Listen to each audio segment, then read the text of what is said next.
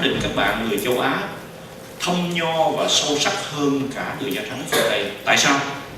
Các bạn coi chữ risk tiếng Anh là nguy cơ, tiếng Pháp là risque, nhưng mà tiếng Trung Quốc là huệ chi. Mình là xuất phát từ chữ Hán Việt, nó ra một bộ nguy và bộ cơ. Chữ Trung Hoa là nó theo bộ các bạn. Và nó hay là nó ghép cái bộ cơ vào bên cạnh bộ nguy để thành chữ nguy cơ.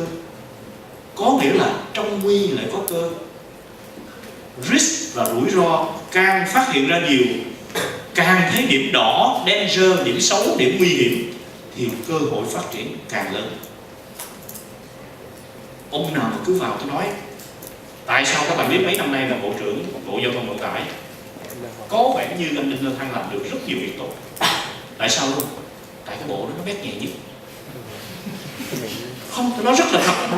Trong những năm nay tụi tôi làm giáo sư xoay là năm nào tôi đi họp với anh Bình, với gặp ông Thăng chỉ mặt chữ này, hoặc về nói với thằng Dũng, mày năm nào cũng viết Táo Quân chửi tao.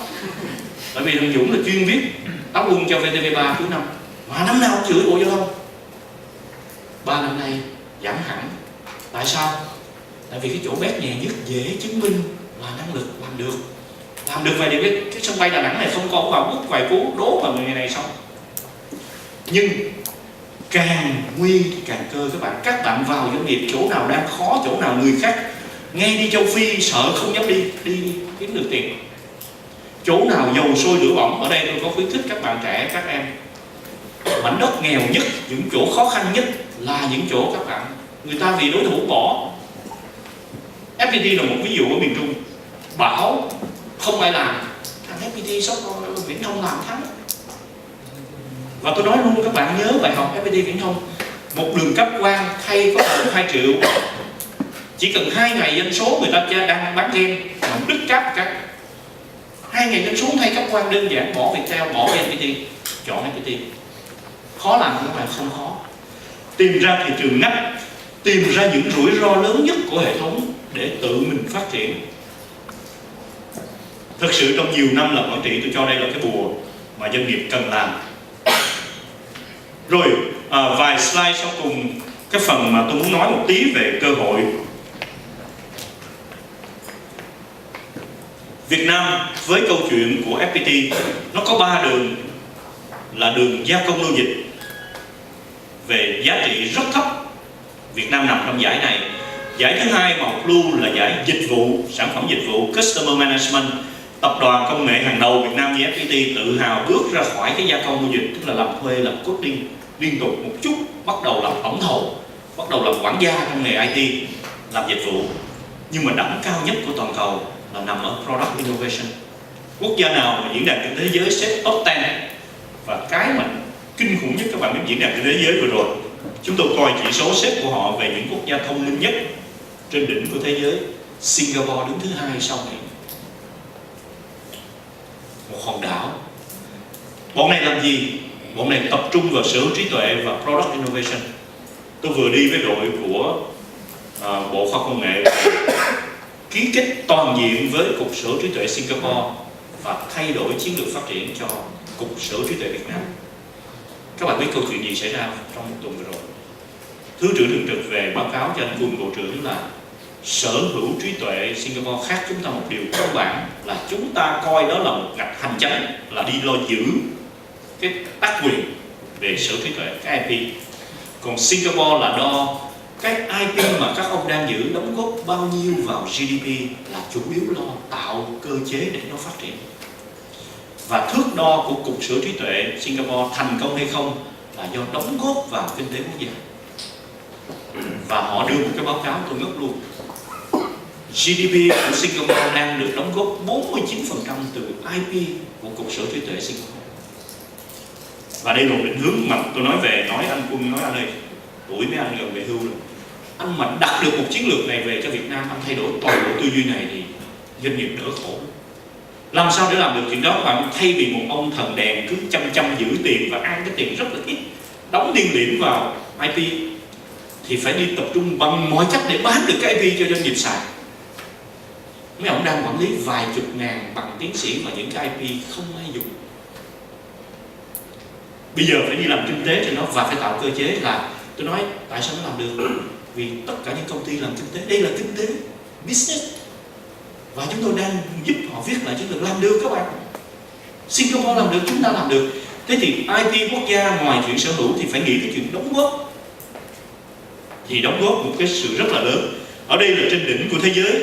Tôi nói lại là con đường phát triển Việt Nam loay hoay ở đáy của gia công nô dịch. Thế thì câu chuyện này lặp lại một số slide hôm trước cho các bạn ở đây. Tôi cho rằng ở một tập đoàn như FPT, tôi cũng chia sẻ, hầu hết niềm tin mới là quyết định cho nhân viên và sự thành công của các bạn. Các bạn ngồi đây một buổi chiều phí như thế này vì các bạn tin tôi thôi. Nhưng mà công ty các bạn chưa chắc nhân viên các bạn tin các bạn.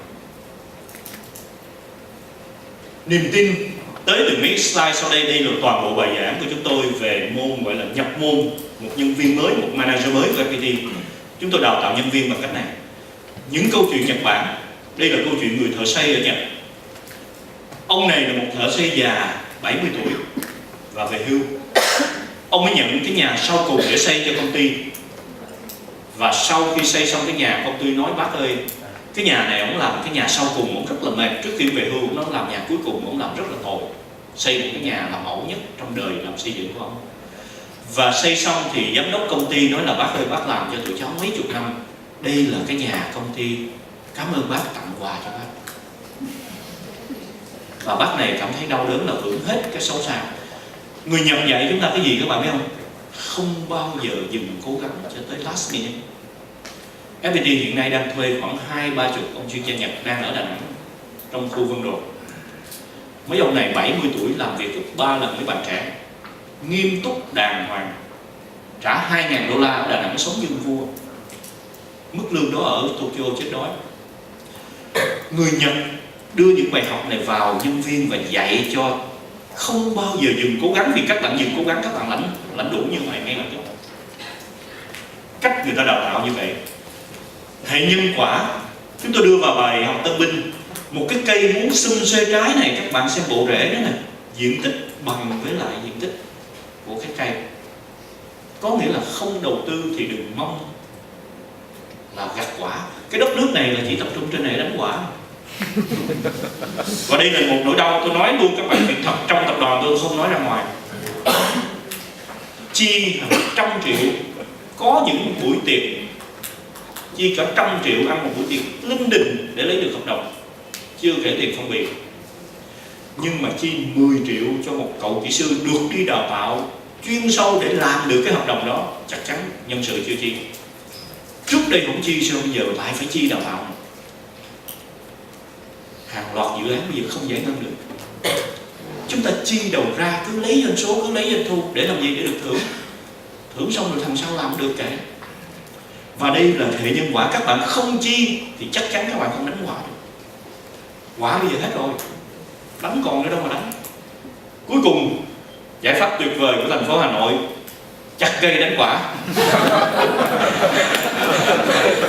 Bây giờ không còn cây nữa đâu, bây giờ chơi thế nào? Ok, đây là một câu chuyện khác các bạn. Chúng tôi làm toàn cầu, đi mấy quốc gia đều đem những cái hay về nói cho anh em FPT. Đây là cái hình rất hay anh Hoàng Minh Châu đem về từ Myanmar. Các bạn biết vừa rồi FPT rất hãnh diện, sau 5 năm theo đuổi liên tục thì chúng tôi lấy được cái hợp đồng ISP, tức là hợp đồng cung cấp Internet cho toàn quốc gia Myanmar mà chỉ có FPT Việt Nam được nhận hợp đồng. Đây là bài học chúng tôi đem về cây thốt nốt. Ở bên Miến Điện, cây thốt nốt trồng liên tục và trồng khắp nơi. Viettel và FPT đi về nói thật sự không phục cái tích Phật giáo của quốc gia. Nó làm cho con người mình đàng hoàng hiền lành. Nhưng mà đây là đặc điểm của đánh quả nè. Cây thốt nốt có giá trị 150 năm, từ đường, từ chất dầu, từ chất đốt, giá trị tuyệt vời về kinh tế. Nhưng đặc điểm quan trọng nhất của cây thốt nốt là sau 20-25 năm mới bắt đầu khai thác được. Có nghĩa là thế hệ nào trồng cây thốt nốt hầu như chắc chắn không phải là một thế hệ thụ hưởng. Tại sao người ta vẫn trồng? Trồng cho thế hệ sau.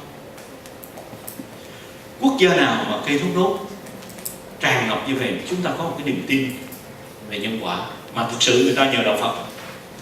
Tôi đi với anh Bình, hai anh em cứ sau một cái hợp đồng xong vào chùa ngồi tĩnh lặng nó nói không biết là mình có làm hư cái đất nước này không. Thật sự diễn đàn kinh tế thế giới vào, GDP vào, tiền vào, bắt đầu hư. Không một quốc gia nào dạy dân được bằng kiểu này, chỉ có đạo dạy. Chúng ta thì sao các bạn? Triệt đạo. Nó hư là phải, nó quả liên tục. Đây một câu chuyện nữa còn hơn cả đạo về người Nhật Bản. Tôi đưa chuyện này vào và anh Trương Gia Bình vừa rồi FPT Japan kỷ niệm gần 10 năm.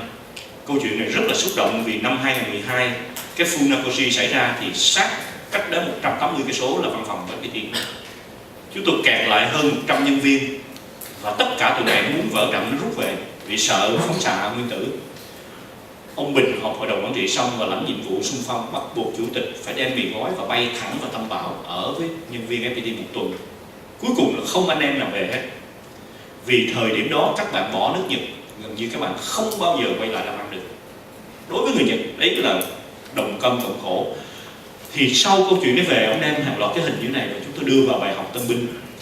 Đây là lò nguyên tử nổ và những đội công nhân vừa thoát ra được chỗ cái van đóng lại nguyên tử thì chỉ có họ mới biết đường vào để khóa cái van về chất phóng xạ, không nó tràn ra toàn thành phố Tokyo. Thì những người này đi vào vừa trốn ra được thoát chết, tình nguyện quay trở lại và chỉ kịp viết tên trên lưng áo. Vào là chắc chắn chết, hoặc là ra thì cũng phóng xạ ngắt nẻo. Và con cái họ ở nhà coi truyền hình và báo chí chỉ kịp nhìn tên là biết bố mình đã quay vào. Và có những câu chuyện này rất xúc động các bạn. Những cái người công nhân già này, có những bài báo sau đấy con họ nói là cả đời tôi không có thấy điều gì vĩ đại mà khâm phục bố tôi, một người công nhân bình thường. Nhưng đây là hình ảnh của nước Nhật. Nước Nhật đã phát triển như thế này. Những câu chuyện về sóng thần của Nhật Bản tôi đem về nói thì tập đoàn FPT anh em nhìn rồi thấy xấu hổ, nói trời, người Nhật tại sao người ta tuyệt vời như vậy? Người Việt mở báo ra thì cướp giết hiếp, thì vụ Bình Phước thì đủ thứ chuyện. Lỗi của truyền thông rất là lớn các bạn. Tôi muốn chứng minh các bạn một chuyện chúng tôi đưa vào bài của FPT cho Tân Bình. Đây là một cái slide tôi giữ gần mấy chục năm. Thượng tọa Thích Quảng Đức ai cũng biết, nhưng mà cái slide này tôi giữ từ năm 92 tôi học đại học ở bên Canada. Rất ít người biết lịch sử của cụ, mặc dù cụ ở Huế này trụ trì